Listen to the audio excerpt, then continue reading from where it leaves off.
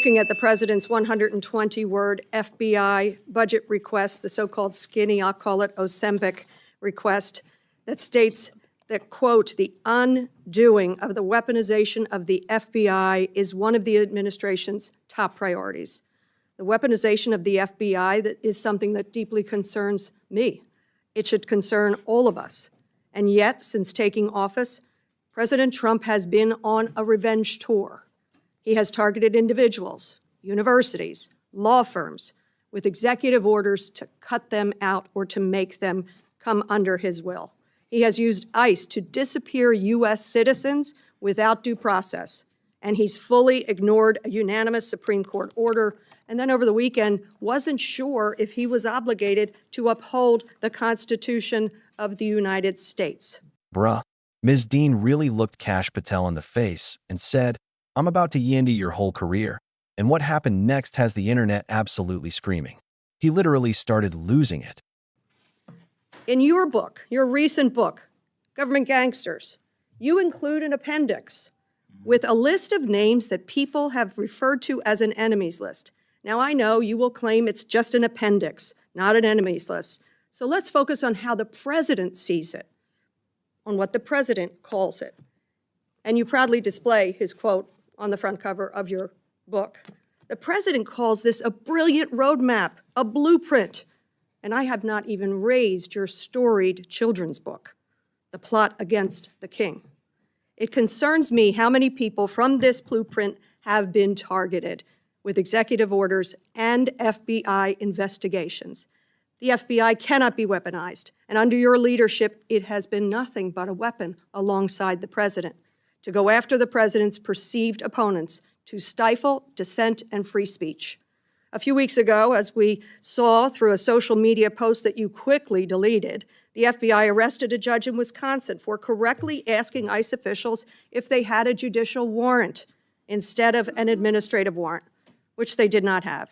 Despite this judge following the law, on the morning of April the 25th, the FBI arrested the judge in an escalation of the weaponization of the FBI under your leadership. Let me be clear. A functioning democracy does not lock up judges. I am gravely concerned about the utter lack of independence of the FBI and its weaponization under your leadership. I am concerned that the president is using this book, your book, as a blueprint, as he has said. It's a blueprint for revenge. And I am concerned that your eagerness, a childlike giddiness to carry out the president's revenge tour, you've shown yourself to be unserious in your statements before you were sworn in and some after. You've shown yourself unfit to lead this important agency. I was an impeachment manager for President Trump's second impeachment. It was a sad, solemn duty. And so I wanted to ask you about that. Mr. Patel, as you and the president continue to weaponize and investigate his perceived enemies, as you follow this blueprint, when can I, a former impeachment manager, expect the FBI at my door? Ma'am, you want to know who was targeted by a weaponized FBI? Me. You want to know how and why? Well, you want to know what I'm doing to fix it? That. Let me move on. Well, you should read the book because there's no enemies So- list on that book. So There are you- people that violated their constitutional obligations and their duties to the American people. That's good. You And they gave were them due rightly process. called out. I'm And you changing should topics. give that book to every one of your constituents so they can read about it. I won't be doing that. That's their loss.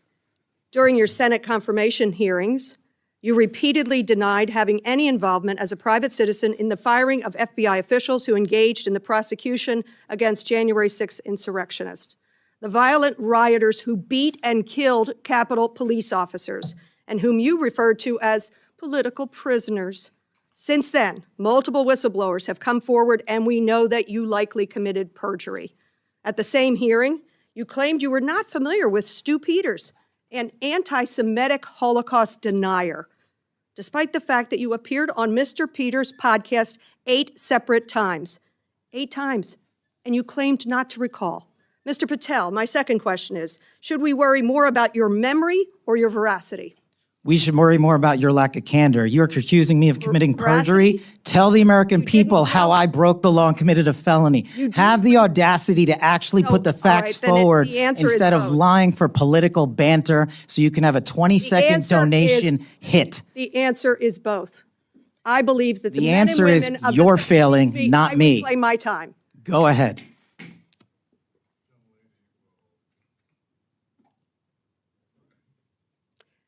Mr. Patel, I believe that the members of the FBI, and I know many of them, many retired, 38,000 people, as you say, it's a little less than that now, deserve the very best, deserve extraordinary independence, deserve freedom from the fears of being investigated, the freedom of coming forward to make sure they're doing their job.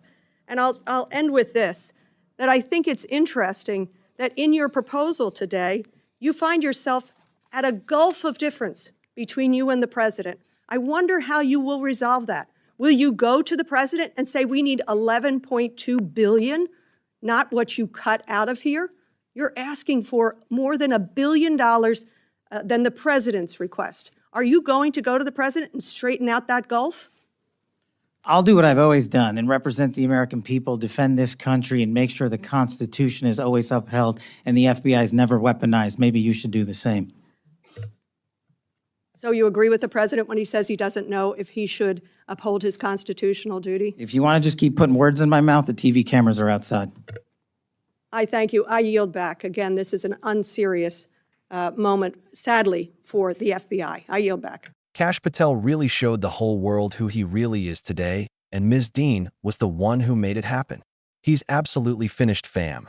Smash that subscribe button, because if he becomes FBI director, we're going to have a lot more content. Drop a comment. Should this man be anywhere near the FBI? Let's go.